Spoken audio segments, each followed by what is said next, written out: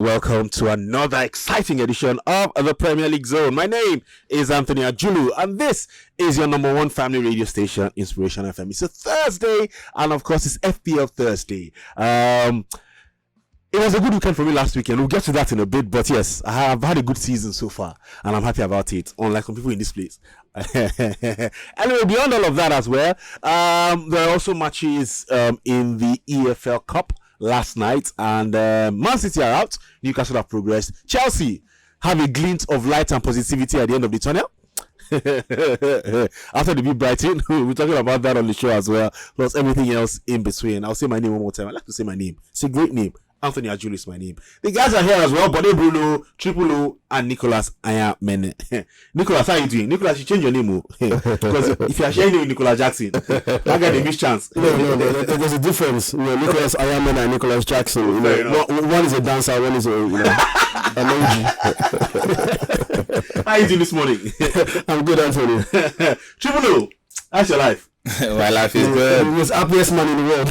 I mean, I'm happy not because Chelsea won, because it's good to be happy. Happiness is free. Okay, I agree. Happiness is free. It's good to be happy. But can I ask you a question?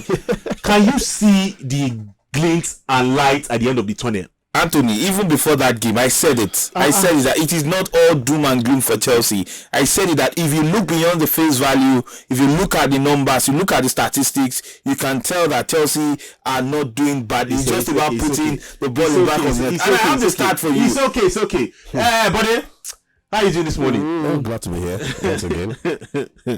Glad to be here. All right, let's remind you that you can reach us at any point on the show. 0700-923-923-923 is the number for you to call. 0700-923-923-923. You can also send us messages on WhatsApp at 081-7313-6193. 081-7313-6193. Or you can join us live on Facebook at Inspiration FM 92.3. Like I always tell you, just leave your comments under the live feed. We'll read them on the show. And if you want to send us messages as well, send us a screenshot of your score this past weekend and tell us what you're planning to change this coming weekend as well. Like I said, I've been having a good season and long may it continue. I've revamped. I'm going to get my A license. Anthony, I'm a good coach now. I know somebody that has never gotten beyond above average. It's like it's always below average. He got above average last week. I know you're talking about average. Anyway, let's go to the matches from yesterday. The results involving Premier League teams. Chelsea, a glint of light and positivity at the end of the tunnel. It was 1-0 against Brighton yesterday. Kudos to them. We also saw Arsenal claiming 1-0 victory over Brentford. Everton looking good at the moment. 2-1 winners at Villa Park against Aston Villa. Bournemouth 2-0 winners against Stoke City as well. West Ham only needed a goal to beat Lincoln City. Liverpool once again came from behind to beat Leicester City 3-1. And like I said before, Newcastle knocked out Manchester City by 1-0. So Newcastle have progressed. But let me start with you very quickly. As much as City are the best team in the country, it seems like Newcastle have their number in recent times. I remember it was 3-3 last season. It was just 1-0 their first meeting of the season, and that was at the Etihad. Now at St. James's Park, Newcastle have won again. Let's not forget it was rested City side. Pep had to rotate because gradually the injuries are beginning to pile up as well for Man City. But again, let's not take away Newcastle's performance yesterday. Like Triple said this morning, City were basically bullied, by the Newcastle players. Basically most of their first team players did feature in this one. So, and it's good. It's good for the rivalry in terms of the top four finish and what have you. But again, we do know that once City get into full sail, they are very, very difficult to stop. So for Newcastle, good one. They made it to the final last year. So possibly they're going for the final once again and possibly win it. All right, we'll see how they go. I wish them well. I will not say more than that. Let's go to Everton. Actually, it looks like after their difficult start to the season, and it's been really difficult actually. Maybe things are starting to take shape with Sean Dyche at Everton. Back-to-back wins away from home, it must be said, and then they take on Luton Town this weekend. So it's a chance to build some momentum and maybe turn their season around. Yes, one good thing about this Everton side is they are now creating chances. In that game against Aston Villa in the Carabao Cup, they created 7 big chances in that game. They scored 2, and also Calvert-Lewin is now getting the goals again. And if you look at the way they play, the general another team play, you can tell that win they got over the weekend, heading into this tie, kind of like spurred them or motivated them to get this victory. And it's a good one. It's a good one for them. It's a good motivation for them. The manager also knows that, and the players are beginning to step up. They are beginning to lift their weights. And you look at their next run of fixtures. Actually, things doesn't just get easy for them as well. They just have to pull their weight, because their next game actually for Everton is going to be against Luton Town. So they have to win against Luton Town. Everybody should beat Luton Town. Everybody should beat Luton Town in the league. So they have to beat Luton Town. And after Luton, they play Bournemouth before they face the fire against Liverpool in the Merseyside derby. So these are 2 games they can win. They can go on a 4 run of games, 4 straight wins, heading into that Merseyside derby. All right, we'll see how they do. And Nicholas, I was never going to come to Triple O for Chelsea. Let me come to you for Chelsea. Can we say the same about Chelsea? Can this be a springing point, if I can use that word, for Chelsea in a bid to revive their season? 1-0 against a difficult Brighton side, it must be said.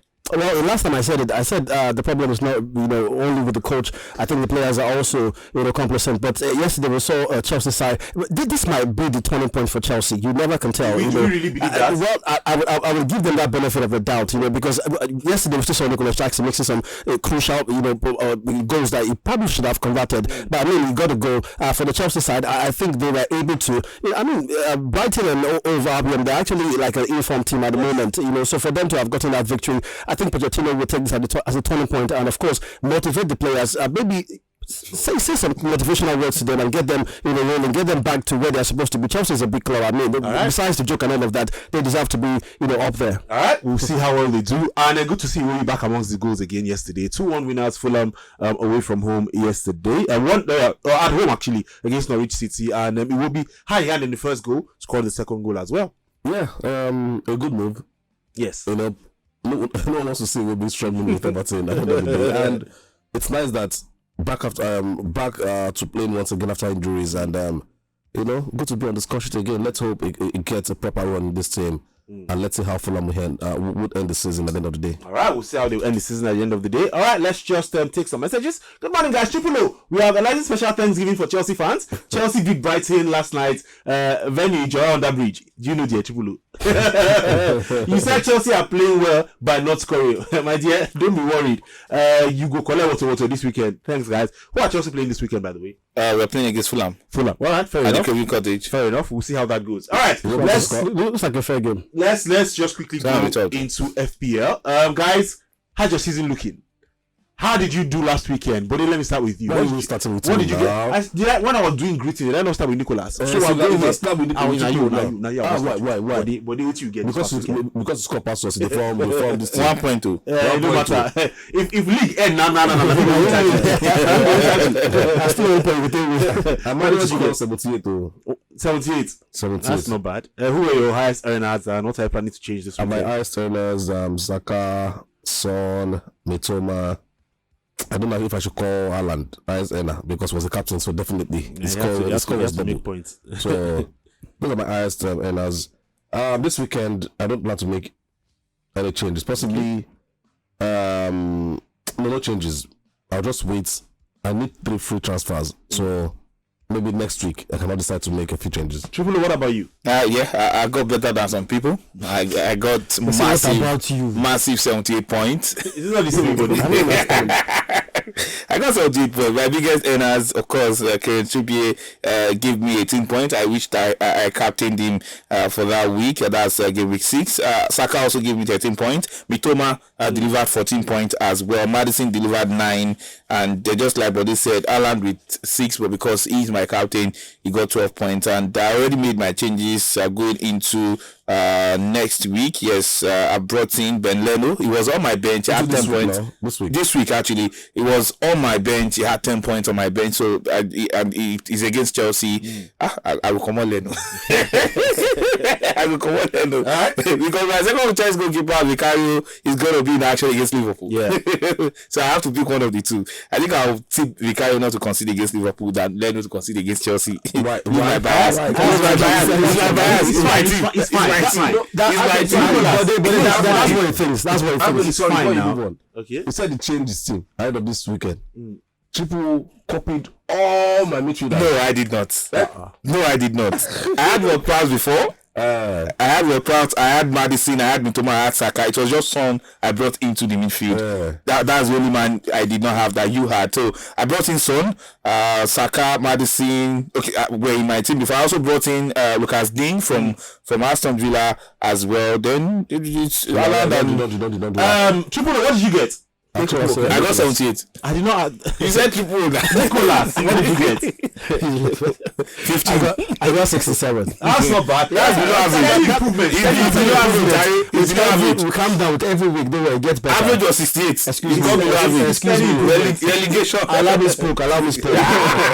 Mitoma had 14 for me. Okay. Walker had 11. Haaland had 12, and Salah had 10. These are my biggest honors. So, are you planning to change anything this weekend? Not at the moment, because my reserve they look worse than the starters. All right, we shall see. I got 79. No, I'm on top of everybody in this building. You can shout. You can shout. But apparently, I mean, make some changes. Issa got injured last night. He hobbled off, but again, Eddie Howe is saying that it's not so serious and all of that. I will not risk it. I will sell him. Saka, I hear his injury is not so serious. So I might not sell him. I leave him there as Madison also is a doubt. So we shall see. But again, I think my team is good actually. Szoboszlai is doing well. Darwin, Haaland. Why do you keep Darwin in your team? Darwin doesn't even start. It comes off the bench. It's just a Liverpool bias. It's just a Liverpool bias. If you enjoyed this video, hit the subscribe button for more. Leave a comment and like. Thank you.